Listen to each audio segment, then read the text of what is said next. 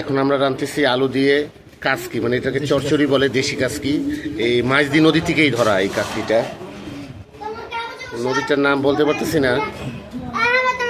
লালকে চুলায় তো জানেন কাসকি রান্না করলে সেরকম।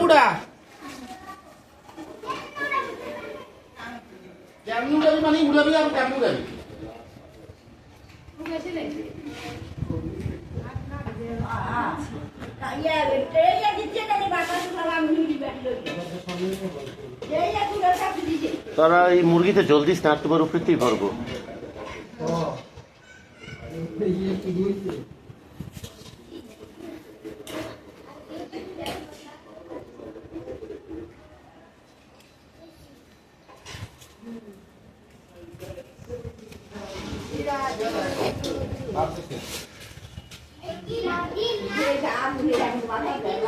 না ওই যে কালকে চলে দিলাম।